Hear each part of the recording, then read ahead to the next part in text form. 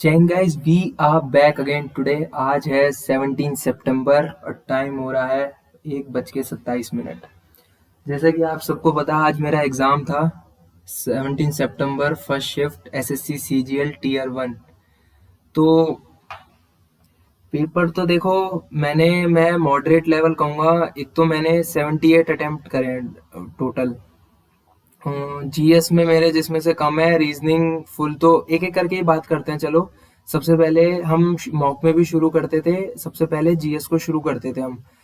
तो और हमने पेपर कराए 2 राउंड में। तो सबसे पहले हमने जीएस खोली। जीएस में हमारे जीएस में पहले राउंड में मेरे से 6 क्वेश्चन ही बने थे।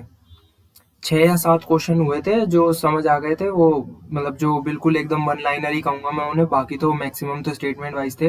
वन लाइनर 6 से 7 क्वेश्चन बन गए थे। उसके बाद बात आई रीजनिंग की। रीजनिंग में बिल्कुल एकदम कहते हैं ना, जैसे कि मतलब टीसीएस से भी गया गुजरा पैटर्न था। एकदम मक्खन जिसे बोलते, बिल्कुल एकदम स्मूथ की देखते ही आंसर हो रहा है। तो उसमें मेरे से हो गए थे 23 क्वेश्चन। 2 क्वेश्चन छूट गए थे क्योंकि वो थे, क्या बोलते हैं उसका, वो नंबर एनालॉगी थे जो थोड़ी सी समझ नहीं आई। तो मैंने टारगेट लेके ही चला था शुरू में कि एकदम की मतलब जो फर्स्ट एकदम बिल्कुल देखते ही जो समझ आ रहा था वही करूंगा। ये देखो अभी तक ये भी है। जय हो। तो और आज मजेदार एक बात और हुई। एक पहले बात और बता दूं, सबका स्टार्ट हो गया एग्जाम। मेरा था दिल्ली में आरके डिजिटल वाला। सबका एग्जाम स्टार्ट हो गया, मेरा भाई गया। एकदम एसएससी का लोगो आ गया स्क्रीन पे। मैंने मतलब इन्विजिलेटर को बुलाया, वो उन्होंने फिर दूसरी जगह शिफ्ट करा। 2-3 मिनट उसमें गए, वो भी नहीं चल रहा। उसके बाद फिर दूसरी जगह शिफ्ट करा तो वो चला था। उसमें मेरे मतलब 6 मिनट हो गए। तो ऐसा नहीं है, तो डरना मत कि अगर सर्वर है तो टाइम कम मिलेगा। ऐसा नहीं है कि टाइम नहीं मिलेगा, टाइम आपको पूरा मिलेगा। मेरा उनके बच्चों के बाद 6 मिनट एक्स्ट्रा चला था। सबको शांत भी कर दिया गया था एकदम से। वो सब शोर मचाने लग गए थे तो शांत कर दिया था।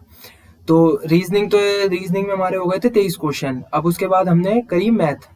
मैथ भी मैं कहूँगा इजी टू मॉडरेट थी। हार्ड तक नहीं कहूँगा। एक क्वेश्चन होगा जो मेरे को हार्ड लगा। मेरे को हार्ड लगा, शायद बाकियों को ना लगे। इजी टू मॉडरेट इसलिए कहूंगा क्योंकि मॉडरेट दो जो क्वेश्चन थे ना वो थोड़े से लेंथी थे।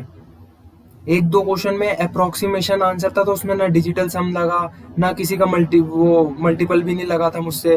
तो उसको पूरा बनाना पड़ा, तो उसमें टाइम चला गया था। तो उसमें हमारे 15 क्वेश्चन हमारे हमने वन गो में कर लिए थे। तो इसमें 15 होगा। फिर हम आ गए इंग्लिश पे। इंग्लिश इंग्लिश तो यार भाई पूछो ही मत। इतनी हार्ड, इतनी मॉडरेट टू हार्ड। सिर्फ मुझे 2 सिनोनिम पूछे थे, वो आसान लगे। शायद वो इसलिए क्योंकि मैंने पढ़ रखे थे। बाकी इतनी हार्ड। पहला क्वेश्चन करा, दूसरा क्वेश्चन करा, तीसरे क्वेश्चन पे पैसेज खुल गया। और यार जो वो पैसेज, पूछो मत भाई कि मतलब इतना बड़ा पैसेज। एक तो यार इतना बड़ा, और उसको सबसे बड़ी बात है उसकी कौन सी इंग्लिश पूछ रहे हैं ये हमसे क्या कैट वाली इंग्लिश, पता नहीं कौन सी इंग्लिश कहूंगा मैं, आइल्ट्स वाली पूछ रहे हैं क्या। इतनी टफ इंग्लिश, इतनी मतलब बहुत ज्यादा यार। मैं तो ये सोचता हूँ हिंदी मीडियम वाला बच्चा कैसे कर पाएगा यार उसको। टू द पॉइंट आंसर नहीं था उसका। तुम्हें खुद ढूंढना पड़ेगा वो किधर है, किस पैरा में है। फिर तुम्हें आंसर को रिलेट करना पड़ेगा क्वेश्चन को, फिर तुम्हें आंसर बना के करना पड़ेगा। डायरेक्ट आंसर नहीं थे उसमें। तो ऐसा ही था। फिर हमने दोबारा से सेकंड राउंड में करा। तो सेकंड राउंड में जीएस में मुझसे 2 क्वेश्चन और बन गए थे। तो जीएस में टोटल हमने 8 अटेम्प्ट हुए हैं। हाँ, जीएस में 8 या शायद 9 अटेम्प्ट हुए हैं। तो 2-3 क्वेश्चन और बन गए थे।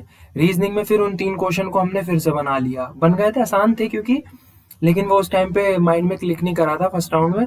तो फिर रीजनिंग को फिर से बना लिया। फिर मैथ में मैंने 3 छोड़े हैं, 22 करे हैं। जिसमें से फिर हमने 16 क्वेश्चन जब हुए थे और 6 क्वेश्चन हमने बना लिए थे, क्योंकि 6 क्वेश्चन वही थे। जैसे एक रूट वाला था, समथिंग सिंप्लीफिकेशन का था। उसको बिल्कुल रूट में पता नहीं मेरा शायद वो ठीक है। एक यार मतलब तुमसे तो क्या ही छुपाना यार, एक थोड़ी सी सिली मिस्टेक करके आ गया शायद, मेरे को जहां तक लग रहा है। वो उसमें है, मेंसुरेशन 3D में है। मेरे को लग रहा है यार वो सिली मिस्टेक हो गई। वो कोई नहीं यार। तो अब और उसके बाद फिर इंग्लिश में, अब तो जो हो गया तो हो गया, उसके बाद फिर इंग्लिश देखी। इंग्लिश में काफ़ी और बन गए थे, नरेशन वरेशन भी टाइम टेकिंग था। इंग्लिश के लिए हमारे पास कम टाइम बचा था, नहीं तो हम थोड़ा पैसेज को भी कर लेते, थोड़े इंग्लिश में भी छूट गए। हम पैसेज को भी कर लेते अच्छे से, और जैसे पैसेज के 2 क्वेश्चन नहीं कर पाए, हमने छोड़ दिए। और एक एक शायद एक एंटोनिम छूटा था, वो वर्ड मेरे को समझ भी नहीं आया था। बाकी अब जो आने वाले शिफ्ट के बच्चे हैं उनके लिए मैं ये कहूँगा, रीजनिंग और मैथ बहुत आसान है, जिसमें से रीजनिंग तो बिल्कुल ऐसी है टीसीएस से भी हल्की। तो रीजनिंग की तो चिंता बिल्कुल मत करो, कोई ऐसा मतलब कोई पुराने टॉपिक वाले तो कुछ आ ही नहीं रहे, कुछ भी नहीं आ रहे, तो रीजनिंग तो इतना लोड मत लो। मैथ का थोड़ा सा देख जाओ, फॉर्मूले वगैरह अच्छे से रट ले जाओ, क्योंकि डायरेक्ट डायरेक्ट फॉर्मूला बेस भी पूछ रहे हैं। डायरेक्ट फॉर्मूला, ट्रिको के डायरेक्ट फॉर्मूला बेस अच्छी अच्छी तरह रट जाओ। एक टेंजेंट वेंजेंट की वो थ्योरम वगैरह है वो भी रट जाओ अच्छे से। डीसीटी टीसीटी इनके फॉर्मूले कर जाओ। सेक्टर पढ़ के जाओ, सेक्टर के फॉर्मूले सब याद करके जाओ। और प्रॉफिट लॉस करके जाओ अच्छे से, प्रॉफिट लॉस के भी क्वेश्चंस थे। और एलसीएम एचसीएफ भी कर जाओ, एलसीएम एचसीएफ। तो यही है, मैथ भी इतनी हार्ड नहीं, इजी टू मॉडरेट थी। Reasoning easy, GS moderate to hard, और इंग्लिश भी मॉडरेट टू हार्ड। तो ओवरऑल पेपर मैं कहूँगा मॉडरेट था, मॉडरेट से हार्ड की तरफ था ओवरऑल पेपर जो था। मेरे 78 अटेम्प्ट हुए। थोड़े अगर थोड़ा सा और मतलब 5-10 मिनट टाइम और मिलता तो शायद मैथ के वो 3 क्वेश्चन भी बना देता तो 81 हो जाते, और इंग्लिश में भी टाइम मिल जाता थोड़ा सा तो 84 अटेम्प्ट हो जाते। जितने हम मॉक में अटेम्प्ट करते हैं ना उतने वहीं अटेम्प्ट हो जाते। कोई नहीं, अब तो हो गया एग्जाम। कल मेरा आईबी का भी पेपर है, तो आज एक मॉक हम आईबी का लगाएंगे, शायद देखते हैं कब लगाएं, अभी थोड़ी देर में लगाएंगे। अभी जैसे डेढ़ एक 130 हो रहे हैं, हाँ 135 समथिंग हो रहे हैं। तो देखते हैं फिर, या तो अभी थोड़ी देर में 3:30-4 बजे तक लगाते हैं, नहीं तो फिर शाम को तो लगाएंगे, एक मॉक तो जरूर लगाएंगे। पीवाई क्यू भी लगाएंगे, उसका कोई मॉक तो दिख नहीं रहा मुझे ऐसा। पीवाई क्यू भी लगाएंगे, क्योंकि उसका मतलब वो तो अलग ही बनाता है ना पेपर कोई, तो इसलिए पीवाई क्यू बेस्ड ही होगा। तो उसका एक पीवाई क्यू लगाएंगे। और बाकी आने वाली शिफ्टों के लिए ऑल द बेस्ट, अपने अच्छे से करो पेपर। इजी मॉडरेट, आज वाला मॉडरेट टू हार्ड की तरफ था, मैं खुद कहूँगा। इससे पहले शायद बच्चों के अगर इजी आ रहे हो तो मैं जो शायद जैसे इससे पहले मेरे कुछ फ्रेंड्स के भी जिन्होंने 85 से 95 तक अटेम्प्ट कर दिए, तो शायद उनका इजी होगा, या पता नहीं, आई डोंट नो कि उनकी स्पीड कैसी है। लेकिन मैं कहूँगा कि अच्छा अपना बेस्ट दो, अच्छे से पढ़ो, इतना ज़्यादा कोई टेंशन मत लेना कि अगर तुम्हारा सर्वर वर्वर भी अगर कुछ डाउन वाउन है। हाँ, एक माउस का इशू मैं कहूँगा, माउस का इशू है, अब भी है। ऊपर नीचे स्क्रॉल नहीं होता है, ना सिलेक्ट होता है, आंसर भी सिलेक्ट होकर उसके बाद सेव एंड नेक्स्ट पे 3-4 बार क्लिक करो, मतलब 5 से 6 सेकंड जा रहे हैं, सोचो।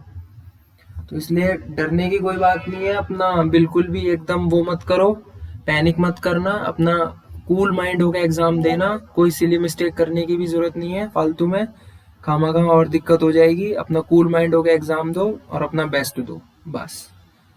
तो मिलते हैं फिर आईबी के मॉक में। एक आईबी का, जिनका आईबी का पेपर है वो शायद आ जाना, देख लेना, वो एक बार लगा लेना। और हाँ हाँ हाँ, एक चीज और, जो ये टेक्स्ट बुक के जितने भी ये डे वाले एग्जाम आ रहे हैं ना, एग्जाम डे स्पेशल वाले जो हैं, जो और जो मैंने भी कराए हैं, प्लीज इनको कर जाओ।